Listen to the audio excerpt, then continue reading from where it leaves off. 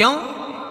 तो लिंग पुराण के अंदर और शिव महापुराण के अंदर वर्णन किया गया कि भगवान शंकर ने नंदी को वचन दिया था, सुनो नंदी।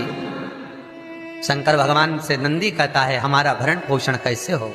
शंकर भगवान कहते हैं नंदी मेरे शिवलिंग पर यदि, कई लोगों को थोड़ा ध्यान दीजिएगा, है बहुत कथा पर बहुत ध्यान देना, शिव महापुराण की कथा है, बार बार ऐसी कथा नहीं मिल सकती आपको।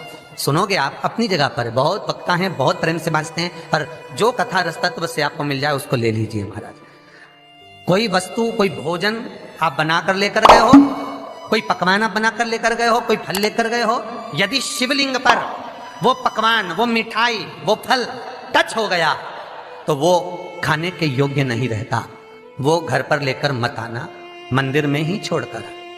यदि भोजन, पकवान, मिठाई, शिवलिंग यहां पर है और भोजन का भोग तुमने इतनी दूर से लगाया है, फल इतनी दूर रखा है, वो शिवलिंग पर टच नहीं करा गया है, तो उस प्रसाद को, उस फल को आप पा सकते हो, उसको खा सकते हो। पर जो शिवलिंग पर टच हो गया फिर वो केवल नंदी, श्रृंगी, भृंगी, प्रेतों का, भूतों का, आहूतों का भाग होता है। प्रेत भूत आहूतों का वो फिर खाने योग्य नहीं है। हाँ, यदि नर्मदेश्वर महादेव हैं, नर्मदा जी के जल से कोई शिवलिंग प्रकट हुआ है, नर्मदा जी के जल से, कोई कंकर से, नर्मदा के जल से अगर कोई शिवलिंग प्रकट हुआ है, उस शिवलिंग की स्थापना कहीं पर है या आपके घर में है, तो उसको कुछ भी टच हो जाए वो पा सकते हो, पर बाकी के शिवलिंग को स्पर्श किया हुआ नहीं पा सकते। केवल एक नर्मदेश्वर महादेव नर्मदा के जल से प्रकट हुए।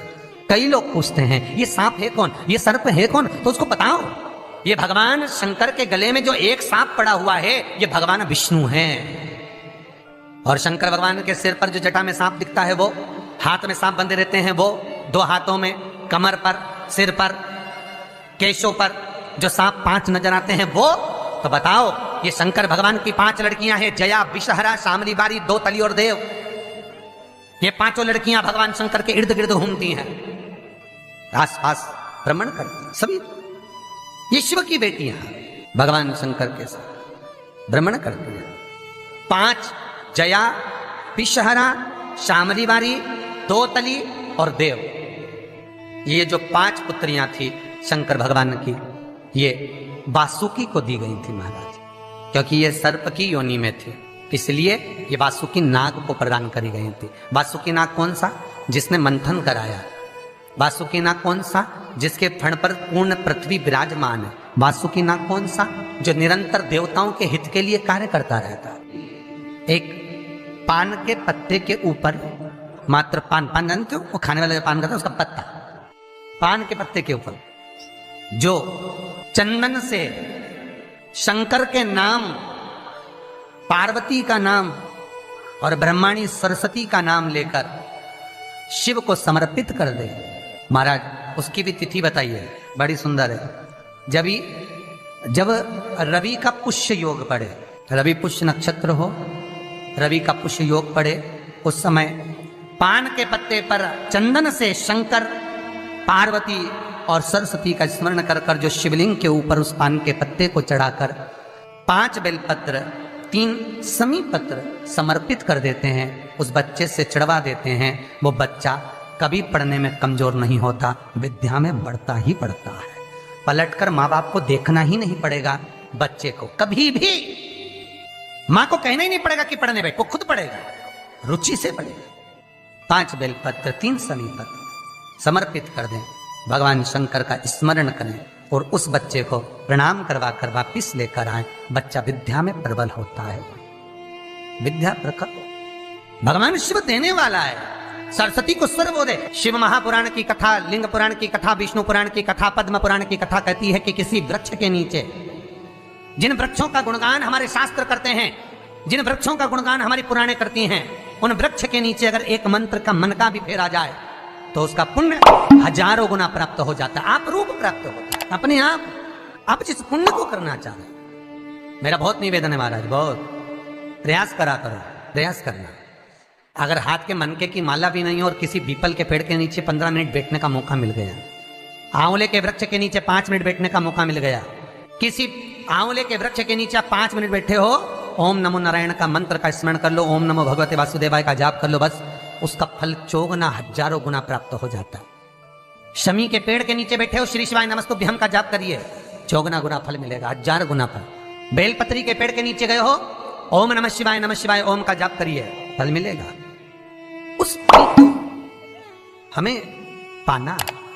कई लोग कहते हैं महाराज हम पूजन बहुत करते हैं, हम पाठ करते हैं, हम अर्चना करते हैं, हम व्रत रखते हैं, हम उपासना करते हैं, हम दान करते हैं, हम पुण्य करते हैं, हम सत्कर्म करते हैं, उसके बाद भी दुख क्यों है? हम पूजन तो कर रहे हैं। आपके पेट में दर्द हुआ, मान लो आपके सिर में दर्द हुआ, अब सिर में दर्द हुआ तो आपने गोली तो खाई, एनासिन भी खाई, क्रोसिन भी खाई, डिस्परिन भी खाई, कॉम्बिफ्लेम भी खाई, ना जाने कहां की गोलियां खा गए, सिर में दर्द था और 4-5 तरह की गोली खा गए।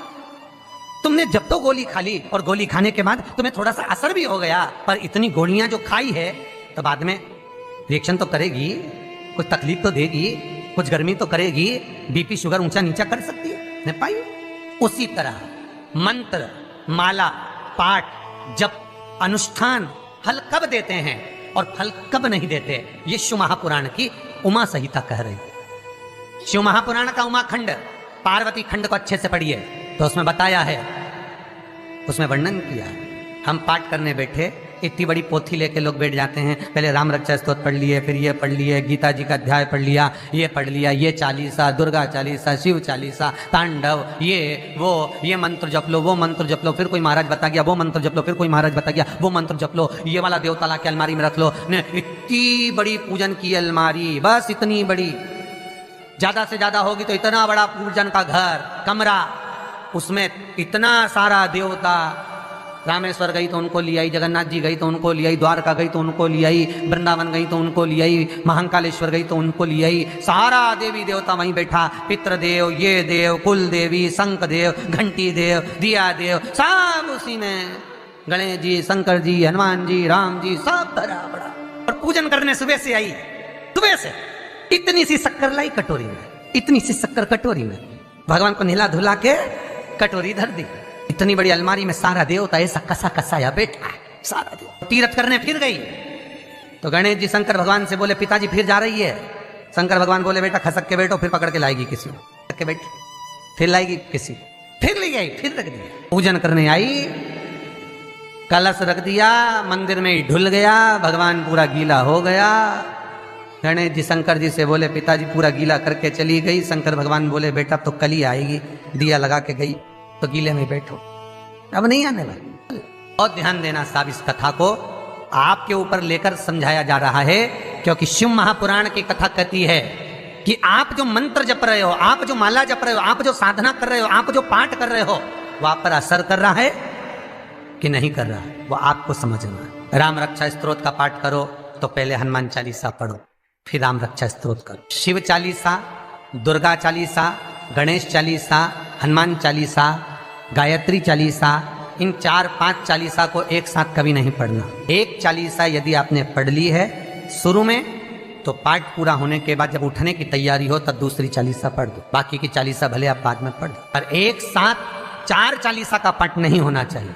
पाठ करने बैठे हो, किसी एक मंत्र की माला जप रहे हो, ओम नमः भगवते वासुदेवाय जपा, या शंकर जी का मंत्र जपा, या गुरु का मंत्र जपा, ये मंत्र जपा, या वो मंत्र जपा, उस मंत्र को जपने में बीच में कुछ गैप होना चाहिए। एक साथ रट्टा मार, पहले ओम नमः भगवते, ओम नमः भगवते, श्रीमन नारायण, ओम नमः शिवाय, फिर ये जप लो, वो